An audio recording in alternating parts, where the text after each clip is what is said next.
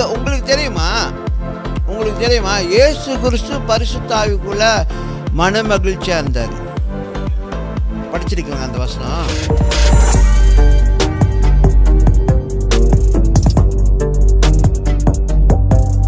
சரிங்களா? அப்போ இங்கே உங்களுக்கு தெரியுமா இயேசு கிறிஸ்து பரிசுத்த ஆவிக்குள்ள மன மகிழ்ச்சியாக இருந்தார். படிச்சிருக்கீங்களா அந்த வசனம்? படிச்சிருக்கீங்களா?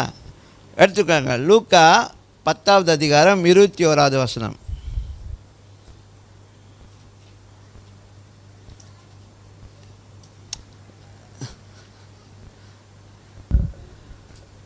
வாசிங்க. லூக்கா 10வது அதிகாரம் 21வது வசனம். அந்த வேளையில் இயேசு ஆவியினாலே களிகூர்ந்து, பிதாவே, வானத்துக்கும் பூமிக்கும் ஆண்டவரே, இவைகளை நீர் ஞானிகளுக்கும் கல்விமான்களுக்கும் மறைத்து பாலகருக்கு வெளிப்படுத்தினபடியால் உம்மை சோஸ்தரிக்கிறேன். ஆம் பிதாவே, இப்படி செய்வது உம்முடைய திருவுளத்துக்கு பிரியமாயிருந்தது. ஆமென். இங்கே இயேசு கிறிஸ்து பரிசுத்த ஆவியில் களி கூறுகிறார். எனக்கு கேள்வி என்னென்னா, பரிசுத்த ஆவி ஊற்றப்பட்டாரா? இன்னும் இல்லை. பரிசுத்த ஆவி ஊற்றப்பட்டாரா? இன்னும் இல்லை. ஆனால் இயேசு கிறிஸ்து பரிசுத்த ஆவியில் என்னது நிறைஞ்சி களி கூறுகிறார்.